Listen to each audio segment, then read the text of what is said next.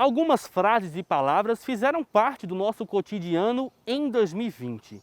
Isolamento, higienização, lavar as mãos, ficar em casa, álcool em gel. São palavras soltas, que sem uma outra agregadora não fazem sentido, mas farão a partir de agora, com a palavra mais dita neste ano: coronavírus. Tudo começou em dezembro de 2019, quando houve a transmissão de um novo coronavírus, o SARS-CoV-2, que foi identificado em Wuhan, na China, e causou a Covid-19. Em seguida, a doença foi disseminada e transmitida pessoa a pessoa. O que começou na China se espalhou por todo o mundo e virou uma pandemia. O primeiro caso da doença no Brasil foi identificado em 26 de fevereiro. O primeiro infectado do país foi um homem de 61 anos, residente em São Paulo, que havia viajado para a Itália. A partir desse primeiro caso, o alerta chegou ao país e o então ministro da Saúde, Luiz Henrique Mandetta, afirmou que o pico da doença no Brasil seria entre os meses de abril e junho, o que se confirmou. Nós estamos imaginando que nós vamos trabalhar com números ascendentes, espirais ascendentes, abril, maio, junho.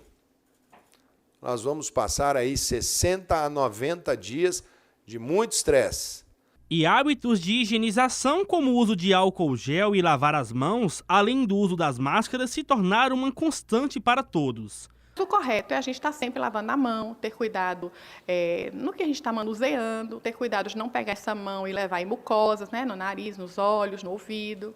Né? Então, é ter bastante cuidado com esta mão, que é o maior veículo, né, transmissor, né, de vírus e bactérias, não só do corona, mas de tantos outros. Qualquer sabonete normal você pode utilizar em casa, fazer a limpeza, tem toda uma sequência de limpeza para lavar as mãos. Enquanto a população era conscientizada sobre a gravidade da doença, os poderes constituídos tomavam ações para conter a pandemia. Aqui na Bahia, só 4 cidades tinham casos confirmados em março, mas o governador suspendeu as aulas e o transporte público. E hoje eu assino, vou dar aqui em primeira mão para vocês, um novo decreto com novas restrições. Nós vamos estender a suspensão das aulas para todos os colégios do Estado, públicos e privados de todos os municípios da Bahia. E 30 dias. E vamos suspender o transporte, todo tipo de transporte público, para as 4 cidades que estejam com casos confirmados: Salvador, Feira de Santana, Porto Seguro e Prado. Já em Vitória da Conquista, que não tinha nenhum caso de coronavírus, o prefeito Wesley Guzmão assinou um decreto que suspendeu as aulas em todas as escolas da rede municipal de ensino e de estabelecimentos privados. No nosso decreto, e que ele vai valer a partir da próxima quarta-feira, nós estamos suspendendo as aulas nas escolas públicas e nas escolas privadas, e também nas faculdades privadas. Estamos e vamos impedir eventos acima de 100 pessoas, durante 15 dias. Interrupção de período de férias, de servidores, de serviços essenciais, também de secretarias estratégicas. Nesse período, o comércio da cidade continuava aberto, mas havia recomendações como evitar tocar nos olhos, boca e nariz, lavar frequentemente as mãos, não compartilhar objetos de uso pessoal e disponibilizar álcool gel nas lojas. Comerciante há 15 anos, Cláudio considerava aquele momento como um dos piores já vividos. Realmente diminuiu bastante o movimento, caiu em torno de 50% o movimento das vendas, devido a essa pandemia, né, que o pessoal não está vindo para a rua e está difícil, viu? E pelo jeito vai piorar mais ainda, viu? Impacto na vida das pessoas e na economia do país. Os preços dos alimentos básicos subiram. Ir ao supermercado e fazer as compras se tornou uma tarefa dura. E o consumidor está tendo que cortar na carne para fechar a compra. Compra nem a metade, né, do que a gente comprava antes. Porque, como você vê, subiu, tudo subiu. Eu tenho percebido mesmo que, mesmo com eu vindo aqui no mercado com R$50, eu não consigo comprar o que eu comprava antes. A situação está meio difícil, né? Principalmente para o cara, pai de família. Assim, e se as coisas estão aumentando, né, aí fica meio difícil. o fato de que combustível ele entra na cadeia de transportes e acaba também no preço de tudo que é transportável no Brasil, que é um país continental. E a resposta que tem que ser dada passa pelo governo. Se isso não acontecer, nós vamos ter problemas seríssimos à frente. Governos estaduais e municipais tomavam medidas para atenuar a expansão da doença. O governo federal ia na contramão. Algumas poucas autoridades estaduais e municipais devem abandonar o conceito de terra arrasada, a proibição de transportes, o fechamento de comércio e o confinamento em massa. No meu caso particular, pelo meu histórico de atleta, caso fosse contaminado pelo vírus, não precisaria me preocupar.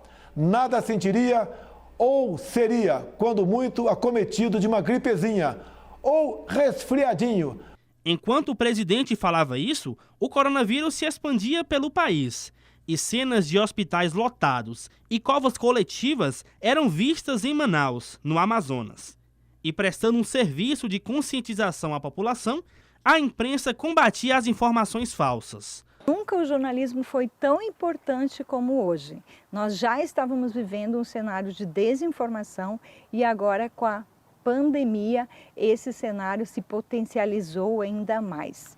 Nesse contexto, então, o jornalismo se mostra como uma referência responsável e compromissada com a informação que é divulgada. Porque o jornalismo apura, o jornalismo checa, recheca, ele vai até as fontes, ele não cria, ele é o mediador entre o acontecimento e a audiência. Em meio a tantas mudanças, a solidariedade do brasileiro aparecia e prateleiras solidárias se espalhavam por Vitória da Conquista. Eu estava assistindo televisão, eu vi passando em uma cidade que um rapaz tinha feito. Devido à necessidade que a gente vê que o mundo vai precisar, muita gente passando necessidade, eu falei, eu vou fazer um desse aqui também. Nesse momento de pandemia em que todo mundo está passando por uma situação complicada, quem tem um pouco, ajudar a quem não tem, né? Essa é a nossa busca aqui dentro. Para ajudar o próximo, essa é a ideia. Fácil, simples, sem dificuldade. Ajudar o povo, né? Quem precisa, né? Muita gente está passando necessidade por causa disso aí, né? É bom. Em 1º de junho, Conquista tinha 152 casos de coronavírus. Nesse dia, a prefeitura anunciou a reabertura do comércio.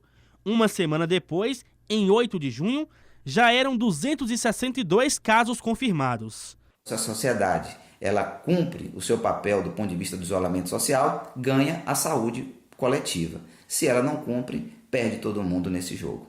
A situação é dramática, nós corremos um risco muito grande de explosão de casos, tanto na atenção primária à saúde quanto na rede hospitalar, por conta deste descumprimento da norma básica de prevenção de uma pandemia, que é o distanciamento social. Os perigos principais da subnotificação são o alastramento da doença e um diagnóstico mais tardio com um paciente mais grave.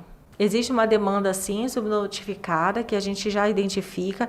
Então, a gente reforça a necessidade do isolamento, uma vez que a gente não conseguiu abranger ainda 100% da população. Hoje, os casos na cidade passam de 12 mil e mais de 200 mortes. No Brasil, o número de mortes passa de 180 mil. No meio de tantas perdas, histórias de pessoas que lutaram contra a doença. Na família Andrade, Lucinéia teve sintomas leves e ainda assim ficou internada por 11 dias. Já Joaldo ficou 11 dias internado, sendo 8 na UTI. O pulmão dele ficou mais de 50% comprometido. As filhas do casal, Larissa e Luana, também contraíram o coronavírus, mas não apresentaram sintomas.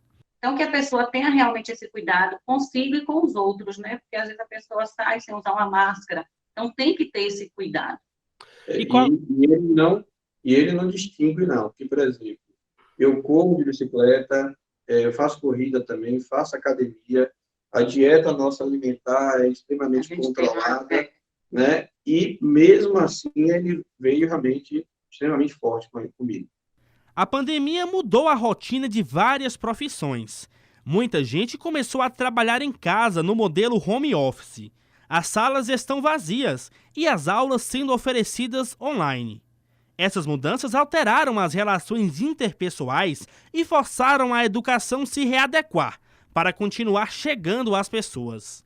A principal dificuldade do professor alfabetizador, que é o meu caso, é conseguir levar para a criança o conteúdo que ele precisa aprender para se tornar uma pessoa alfabetizada sem poder estar presente. Então, diante desse cenário, a gente precisa ter prudência ao analisar, tanto do ponto de vista pedagógico, que aí envolve metodologias, envolve relações de ensino-aprendizagem, de avaliação em um ambiente de tecnologia educacional, quanto também no aspecto político e social que as tecnologias têm nesse contexto aí da educação pública e dessa pouca ou nenhuma adesão que ocorre em virtude das dificuldades do acesso à internet e às tecnologias na educação.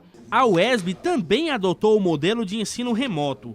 Professores da instituição participaram de cursos de formação em tecnologias digitais. Foi lançado um edital para a seleção de auxílios de inclusão digital, voltado para o apoio a alunos dos cursos de graduação. Também foram selecionados monitores para auxiliar os docentes no uso de tecnologias digitais durante as atividades pedagógicas não presenciais e monitores para acompanhamento de alunos com deficiência. Nossos professores aí estão preparados para reiniciar as atividades, com as tecnologias digitais, utilizando as ferramentas, metodologias, instrumentos de avaliação, para que possamos dar o melhor para a formação dos nossos estudantes e conclusão dessas disciplinas. E a UESB sendo a primeira universidade da Bahia, de forma regular, com todo esse planejamento, de estabelecer o ensino remoto e iniciar suas atividades. Um ano de muitas mudanças, né? Uma história gigante. Inúmeras experiências, passagens tristes, difíceis, mas calma, tudo isso vai passar. Indícios animadores mostram isso.